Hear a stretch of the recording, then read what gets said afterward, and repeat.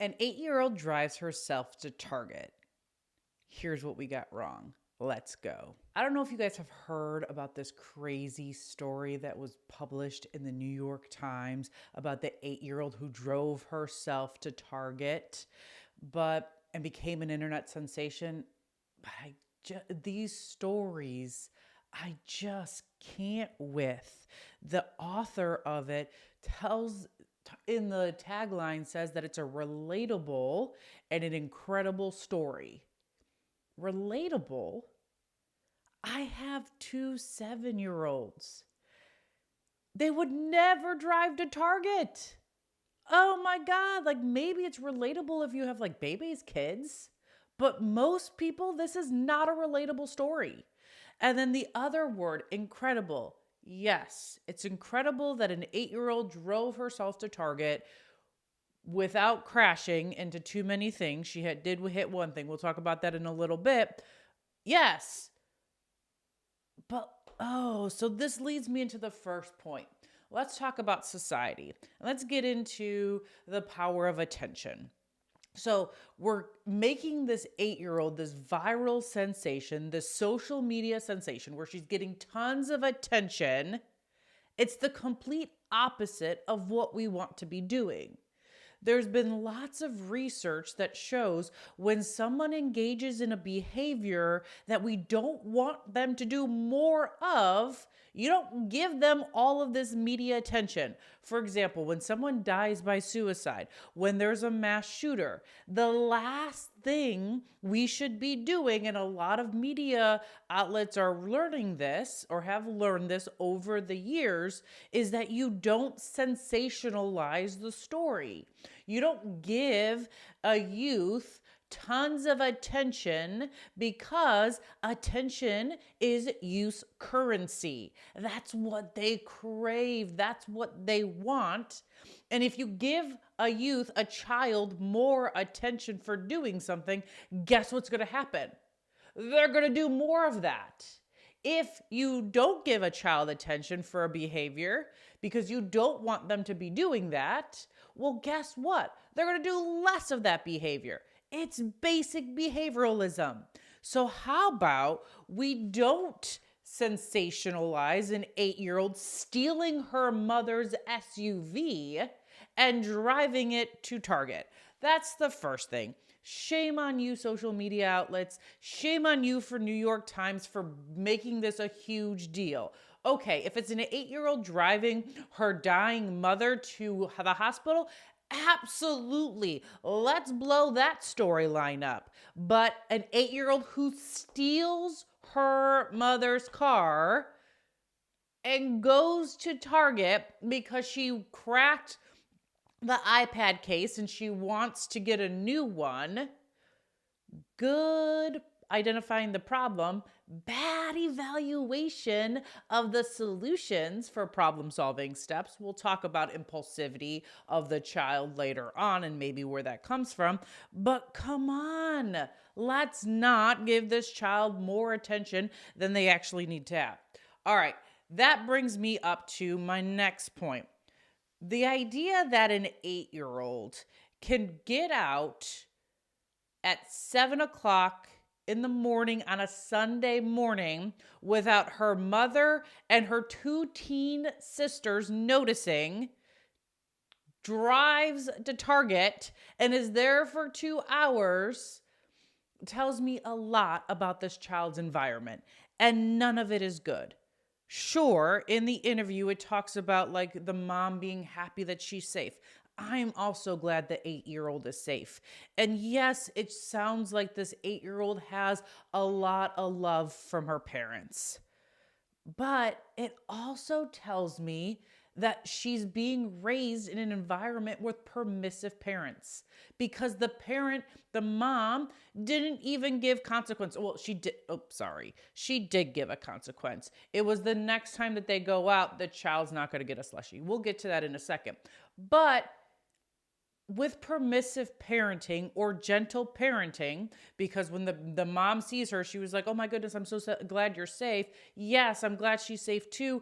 But gentle parenting doesn't work because it quickly, when all the parents are under a lot of stress, turns into permissive parenting. You know what kind of kids are come out of, or what characteristics are associated with permissive parenting? Impulsivity. Stealing your as an 8-year-old, stealing your mom's SUV is pretty impulsive. Aggression, self-centeredness, rebellious. Rebellious, the word was used so many times in this article. Do we want more rebellious kids? In certain instances, yes, but not when they're driving a car that could endanger other people. Kids with permissive parents tend to be more aimless, and they tend to be more dependent, and they tend to lack a desire to achieve. That's not adaptable youth. These are not the kind of kids we want to be raising. So again, environment, the story tells me a lot about her environment. We want to be raising kids by setting high expectations. No, we are not stealing the car within the context of the warm and fuzzies. It sounds like the kid has a lot of warm and fuzzies, but does not have a whole lot of set expectations. My 7-year-old would never think about stealing a car. That would never even cross their mind. Now, the last thing that it brings me to is this permissive parenting and the lack of consequences. Literally, I kid you not, folks, the child received no consequences. What makes it even worse is the police who found her at Starbucks bought her a Frappuccino. Why are we buying 8-year-olds Frappuccinos who stole their parents' car, police officers? It boggles my mind. Are we insane? It's just going to make the child want to do this behavior in the future. She hasn't learned anything. Well, she has learned something. She's learned that if she gets pissed at her sister and she wants to go to Target and no one else is paying attention to her, well, then she can just steal her mom's car. That's what she's learned. Let's talk about consequences. So, one of the things that did happen was she told her mom she hit a mailbox. Okay.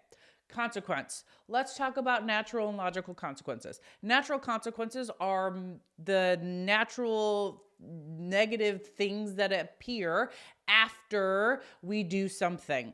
So a logical consequence is something that helps the child learn better behaviors, or makes them think that they shouldn't do that again.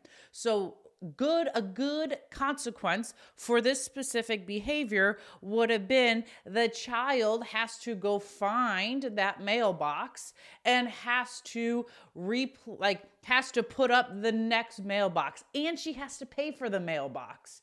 And if she doesn't have the money to pay for the mailbox, because her mom should not be giving her the money because this is the child's choices, then the child needs to be doing services around that neighbor's house that would be in the monetary value of how much a new mailbox would be. And the child is expected, yes, there's probably some teaching because she's 8 years old, but she should be expected to stand there and help put the new mailbox in, because we should not be letting her go and doing things that she wants to do. She should feel it and realize that her behaviors have consequences, logical consequences.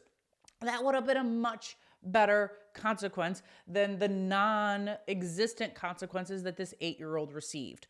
So, to recap, when people do behaviors that we don't want more and more people doing, don't give them attention, especially youth. It's their currency. They crave it. They want more of it. Use attention and your engagement and your differential attention. It's your dismissiveness, your disengagement for you as parents and adults to moderate or modify behavior. It really works. Environment.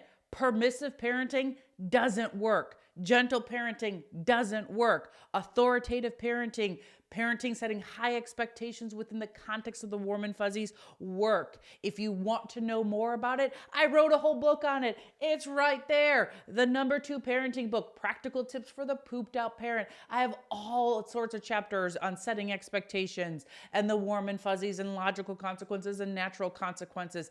That stuff works. It really does. You can buy it on Amazon for $14.99 and have it shipped probably for free because you probably have an Amazon Prime account. And then the last thing is, we already talked about consequences. I get it. Parenting is challenging when you don't have a PhD in it. I get it. But we can do better.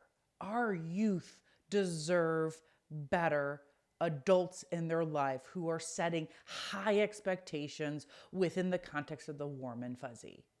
If you want help, you already told you where it's at. It's in that book. Come on now, we can do better. And when we do better, by raising adaptable youth, we're going to throat punch this youth mental health crisis. Let's go.